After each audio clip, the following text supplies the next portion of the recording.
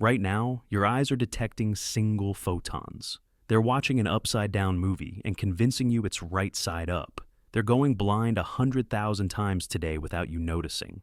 Your eyes aren't cameras. They're reality filters running on hardware that shouldn't exist. Here are 7 things your eyes do that shouldn't be possible. Number 1. Single photon detection. A photon is the smallest possible unit of light. It's not just small, it's the quantum minimum. There's literally nothing smaller. And in 2016, researchers at Rockefeller University proved that your eye can detect a single one, not 5, not 10, 1.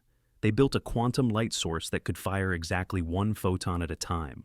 Then they fired those photons at people's eyes in complete darkness. The subjects had to guess when the photon arrived. 2 sounds played. Only 1 had a photon. Statistically, random guessing gives you 50% accuracy. The subjects scored above that. When they felt confident, accuracy jumped to 60%. That's not a camera trick. That's your retina acting like a quantum detector wrapped in meat. Rod cells in your eye contain a protein called rhodopsin.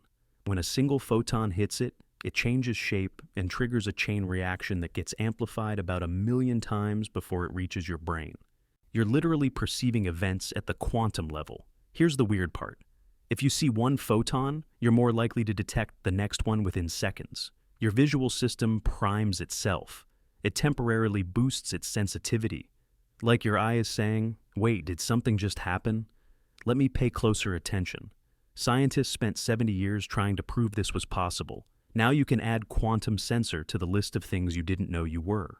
Number 2, upside-down vision. Look at anything right now, a wall, a chair, your hand. The image landing on the back of your eye is completely inverted. Top becomes bottom, left becomes right. That's just how lenses work. Light from the top of an object bends through your lens and hits the bottom of your retina. It's basic optics. You learned it in school, but here's the part they don't explain. Your brain doesn't flip it back. There's no rotation happening. There's no little movie projector inside your skull that inverts the footage. The brain just learned that down means up. It interpreted the pattern and never told you there was a pattern to interpret. In the 1930s, scientists in Austria ran an experiment. They made people wear goggles that flipped their vision upside down. At first, the subjects were disasters. They stumbled into furniture. They reached for things and missed. Then something strange happened. Within days, their brains adapted.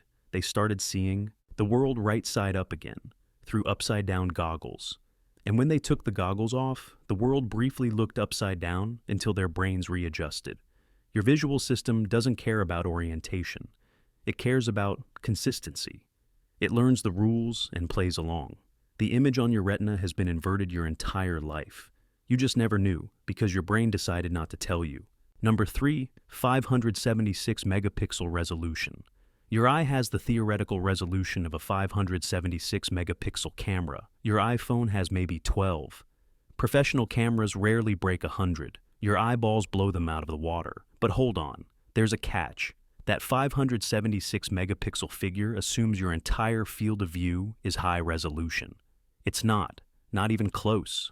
The only part of your vision that's truly sharp is a tiny spot in the center called the fovea. It's about the size of your thumbnail at arm's length. Everything outside that is increasingly blurry. Try reading this text with your peripheral vision. You can't. You're not supposed to. The fovea is where your brain concentrated the good cameras. The rest is security footage. So how do you experience a clear, detailed world? Your eyes move, constantly. About 3 times per second, they jump to a new position. Each jump captures a high-resolution snapshot of a small area. Your brain stitches all those snapshots together and presents you with a seamless panorama. It's not a camera, it's a scanning system pretending to be a camera. But here's where it actually does beat technology. Dynamic range. Your eye can adjust from sunlight to starlight. That's a range of over 1,000,000,000 to 1. No camera on Earth comes close. It's not just resolution, it's adaptability. Your eyes aren't taking photos, they're running surveillance. Number 4, saccadic masking. You're going blind about 100,000 times today. You just won't notice. Every time your eyes jump from one point to another, that's called a saccade. It happens more often than your heart beats. And during every single saccade, your brain shuts down your visual processing. not dims it, shuts it down. Your eyes can move at up to 900 degrees per second. At that speed, the image smearing across your retina would look like someone dragged a wet painting across your vision, but you never see the blur. Your brain erases it. It's called saccadic masking, and it was first noticed in 1898 when researchers realized they couldn't see their own eyes move in a mirror. Look in a mirror right now. Try to catch your eyes mid-movement. You can't. Other people can see your eyes moving, but you see nothing. Just instant teleportation from one position to the next. Here's the even stranger part. The suppression starts before your eyes. Move, about 50 milliseconds before. Your brain predicts the movement and proactively shuts off the signal. It's not reacting to blur. It's preventing you from ever seeing it.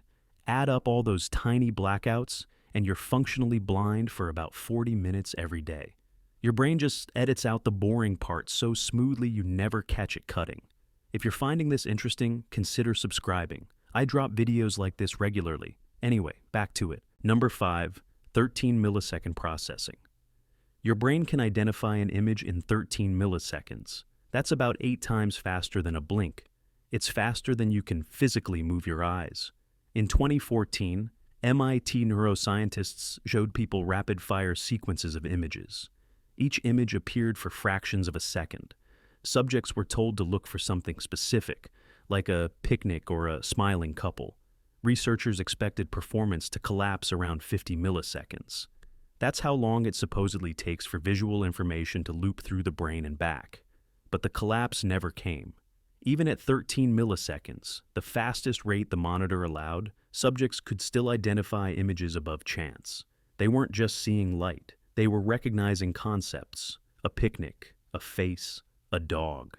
Your brain isn't recording images like a camera. It's running a pattern recognition algorithm in real time, and it's finishing the job before your eyes even have time to blink. Number 6, peripheral stars. Some stars only exist when you're not looking at them. Look directly at a faint star, and it vanishes. Look slightly to the side, and it reappears. This isn't a trick of the light. It's a trick of your retina. The center of your vision, the fovea, is packed with cone cells. Cones are great for color and detail, but they need a lot of light. The edge of your vision is packed with rod cells. Rods are colorblind, but they're about 40 times more sensitive in darkness. When you look directly at a dim star, the light hits your cones. Not enough signal, no star. When you look to the side, the light lands on your rods. Plenty of signal, star appears. Astronomers call this averted vision. And it's been used for at least 2,300 years. Aristotle wrote about it in 325 BCE. He noticed that looking slightly away from faint stars made them easier to see, not harder. There's even a technique called telescope tapping. You gently shake the scope to create motion. Rods detect motion better than stillness, so the faint nebula pops into view. Here's the timing. It takes your rods 20 to 60 minutes to fully adapt to darkness. That's why astronomers get angry when someone flashes a light at an observatory. You just reset the clock on their retinas. Quick reminder, if you're enjoying this, subscribing really helps out. Now, where were we? Number 7, the new Color Olo. In April 2025, scientists at UC Berkeley did something that sounds impossible. They made humans see a color that doesn't exist, not a new shade, a new color, one that no human has ever perceived through natural light. They called it Olo. Here's the problem with normal color vision. You have 3 types of cone cells. S cones detect short wavelengths, blue. M cones detect medium wavelengths, green. L cones detect long wavelengths, red. But M and L cones have an 85% overlap in sensitivity. That means any green light that activates your M cones also activates your L cones. There's no natural wavelength that triggers just one cone type in isolation. The researchers bypassed this. They used adaptive optics and a scanning laser to target individual photoreceptor cells, one cone at a time. When they activated only M cones, with no L or S contamination, subjects saw something new, a blue-green color of impossible saturation. They rated it 4 out of 4 on the saturation scale. They called it teal. They called it unprecedented. They called it Olo. The name comes from binary, 010. The middle digit is on, only M, The technique is called Oz, a nod to the Emerald City. Here's the thing you'll never forget. You can't see Olo. Not on this screen, not on any screen, not in any photograph or painting. It exists outside the natural color gamut. The only way to see it is to have a laser precisely stimulate your retina. It's a color that proves your eyes were always capable of more. They just never had the right key. Thanks for watching. If you enjoyed this, subscribe and hit the bell so you don't miss the next one. See you.